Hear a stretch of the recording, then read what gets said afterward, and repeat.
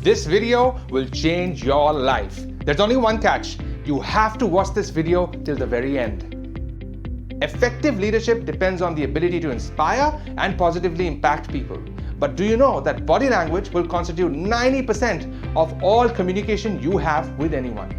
Humans are hardwired in a way as a survival mechanism to make first impressions of the people they meet within the first 7 seconds. And in those 7 seconds, your body language makes all the difference. In fact, studies have proven that non-verbal cues have 4 times the impact than anything you say.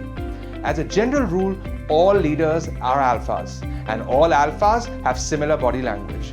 So essentially, all leaders have the body language of dominance. Hello everyone, I'm Dr. Ananit Sabharwal. Today I'll be talking about how leaders look, walk, and talk.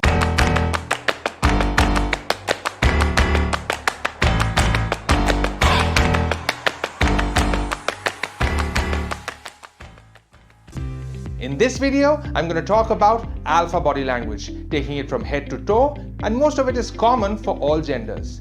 Leaders use open, expressive, and expansive body language. Remember that all body language signals work in sync, and using them singularly will not have the same impact as if you use them collectively. But also keep in mind that if you use them all at once, it might appear insincere or rude. They have to be used selectively for maximum effect. Now, before we start the video, remember that I do a cycle of 1 video on mental health, 1 video on sexual health, and then 1 video on addiction. If you're looking to watch a set of videos on one particular theme, just click on the playlist from the links in the description box below. Alright, let's go. Hair transplants are all the rage these days, but do you know that balding men are actually perceived to be more mature, important, and leaders? Displaying the forehead is a sign of dominance. It indicates that you're not afraid of what's in front of you. In fact, even leaders who have a full lock of hair will often comb it backwards. Case in point, Donald Trump. If you want another example, remember The Godfather? For women, all variations of the bob cut are a favorite with leaders. This haircut was made iconic by the legendary Anna Wintour. Traditionally, all leadership roles were fulfilled by men. And for women to rise up to the challenge, it meant giving up femininity to a certain extent. And this is exactly what the bob cut does. It makes a statement. I'm a lady, but I can take on the big guys.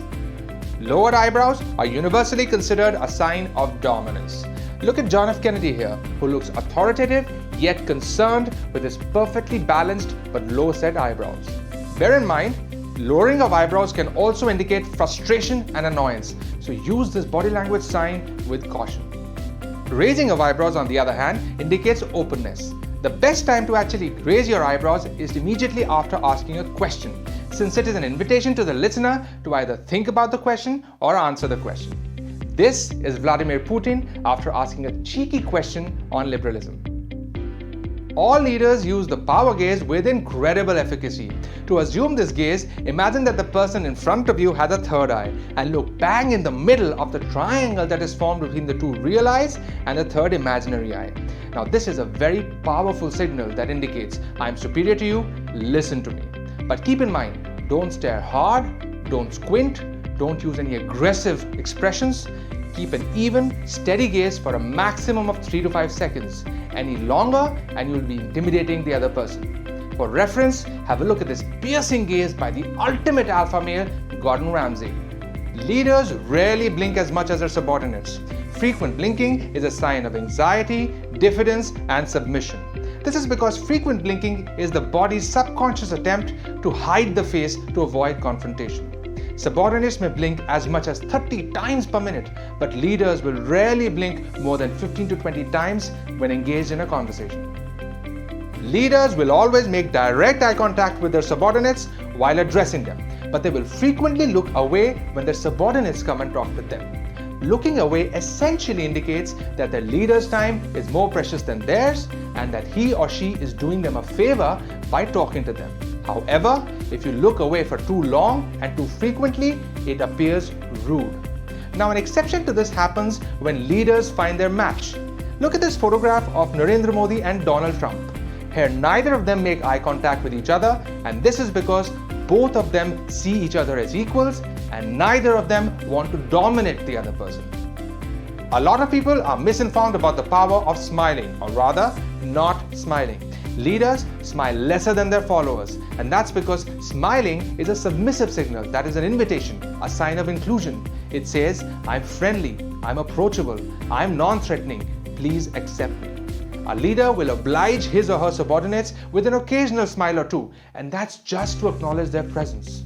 Also, observe that the person everyone looks towards every time a joke is cracked in the room is the most dominating person. This is because the smile is a cry for approval. Now look at this photograph where everyone is looking at Narendra Modi, who obliges them with a brief and curtailed smile. When the lips are retracted, they expose the teeth. Now this may be a broad smile or a snarl of aggression. The difference between the both of these can be found in the eyes. In a full smile, the corners of the eyes are creased. Look at this photograph of Nelson Mandela. Doesn't he look mellow and non-threatening? In a snarl of aggression, the eyes are either staring or they are narrowed. Smriti Irani is a master of aggressive posturing. Just look at her trademark laughter, where she's seen widening her mouth, narrowing her eyes while discussing the much debated NRC at a conference recently. Note that the wide mouth adds to the already aggressive smile. All leaders have two main components to their speech. Let's talk about them both. The first one is the vocal tone. Now, the most pleasant and trust-filling voice is the deep chest voice with smooth inflections. This voice gives you an air of confident authority and is also very pleasant to the ear. Remember that your tonality can be the difference between you sounding like you're seeking approval or you sounding like you're making a statement. Remember to always use the authoritative arc when making a statement. In this arc, the voice starts on one note, gradually rises in pitch during the middle of the sentence, and then drops back down at the end of the sentence. For example, do you understand? Sounds like you're seeking approval. But do you understand is a rhetorical question often uttered by bosses to their subordinates. दिखता रहे और इसलिए मुझे लगता है कि एक व्यक्ति जो इन मापदंड के हिसाब से चलता रहा है, निश्चित रूप से इस सदन की गरिमा उपसभापति के रूप में और बढ़ाएगा। आजाद साहब ने कहा कि उस तरफ All leaders keep their heads as steady as possible because a rapidly shaking head signifies anxiety and low confidence. Just tilting your head downwards by 10% and looking upwards will completely change the way your face is perceived, such that even a neutral face appears more dominant. This is because of an artificial effect of lowering of eyebrows and a V shape that the eyebrows get. Now look at this photograph of Hillary Clinton with a downward head tilt. Doesn't she look like she's about to attack? Lifting the chin above the horizontal signifies that the person is trying to display fearlessness, authority, and if it is done for longer and more frequently, arrogance. By lifting the chin up, the person is trying to increase their height and look down through their nose at someone.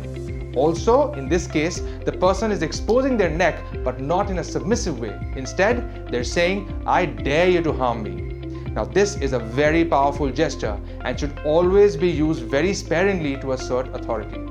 Hillary Clinton often uses this gesture at her events. This is a shot from her presidential campaign where she was the only female speaker. All leaders stand upright with their shoulders pushed back. Pushing the shoulders back forces the chest out and exposes the torso to potential attack. People generally assume this posture when they don't fear potential attack, but leaders always assume this posture to demonstrate power. Now look at this beautiful picture of two world leaders countering each other's dominant signals. Donald Trump here invades Justin Trudeau's personal space, and Justin Trudeau counters that by standing tall and upright with his shoulders pushed back and placing his left hand on Donald Trump's right arm, essentially indicating, I'm not afraid of you. Placing your hands on your hips makes the body look bigger. A larger person naturally looks more threatening and more dominant. For people with a shorter height, this can actually make up for it. Look at this photograph of Oprah Winfrey with her hands on her hips looking confident and totally in control. Also, remember the snarl of aggression I told you about in Smriti Irani's photograph? Look closely, Oprah Winfrey has it too. Leaders know how to keep their audience interested. Leaders will always use enthusiastic gestures, all of them accompanied by their arms wide open while gesturing. And this is an alpha signal where you're occupying more territory than everyone else around you. These gestures subconsciously force the audience to take orders from the speaker. No one is more famous for their over-the-top and enthusiastic gestures than Adolf Hitler. All of his gestures were practiced to perfection and definitely deliberate. Several prominent male members of the British royal family are known to walk with their head up, chin out, and one hand gripping the other forearm behind the back. Now this is a display of authority and fearlessness, indicating to the person in front that you're not scared of being attacked. Look at this historical portrait of Napoleon Bonaparte assuming the confidence gesture. A classic dominant handshake is with the palm down, symbolically being on top. Another variation of the dominant handshake is to use strength to squeeze the other person's hand. Also, if you're controlling the handshake and for longer than normal, you're in control. Look at Barack Obama here.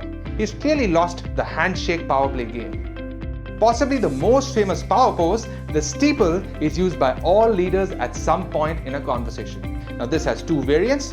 The first one is the raised steeple, in which the fingers are placed above the chest. Now this position is assumed when you're giving your thoughts and opinions.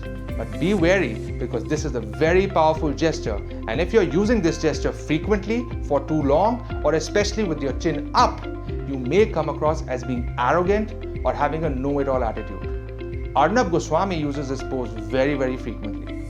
The second variant is the lowered steeple, where your fingers are placed around your waist. Now this position is assumed when you're listening rather than speaking.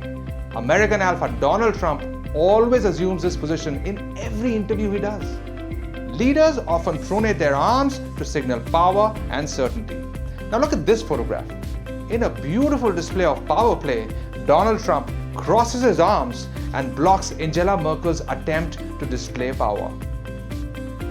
Thumbs denote strength of character and ego, and the non-verbal use of thumbs agrees with this. Thumb gestures can be used to display dominance, superiority, or even aggression. But thumb gestures are essentially secondary gestures. They are usually a supportive part of a gesture cluster. The women's movement has allowed women to adopt many traditional male gestures, and this is one of them. In fact, today, dominant or aggressive women use thumb gestures much more commonly than men. Hillary Clinton is the brand ambassador of this awesome power signal. Here, have a look. Pay close attention to the fact that in this photograph, her arms are extended instead of being folded. Now look at this photograph. In this photograph, the folded arms with the left thumb pointing upwards is a double signal, with the folded arms representing a negative or a defensive attitude and the left thumb pointing upwards representing a superior attitude. Here Obama is clearly worried about something, but he's trying to show that he's in control. Okay, so the final alpha sign I'm going to be talking about is the phallic gestures. Now, phallic gestures are traditionally male gestures of dominance. But like I said, because of the women's movement, more and more aggressive and dominant women are beginning to use variations and subdued versions of these gestures. So what is a phallic gesture? It's any gesture that exposes your crotch, basically indicating to others that you're safe from attack. To make it over the top while standing, simply place your leg on an inanimate object, displaying it even further. For reference, look at this amazing power display by Obama and see what it does to Joe Biden. While sitting, a classic phallic gesture of dominance is on display with the figure 4 cross legs. With this pose, you're essentially signifying a cool but no-nonsense attitude. Look at Warren Buffett here. He's not looking to intimidate, but he definitely wants to assert authority. Okay, so this brings me to the end of the video. If you know any more alpha signs, please write to me in the comment section below and tell me what they are. Thank you for watching till the very end. Don't forget to subscribe to my channel and hit the bell icon so that you get all notifications for my upcoming videos. Thanks again for watching and take care of yourselves.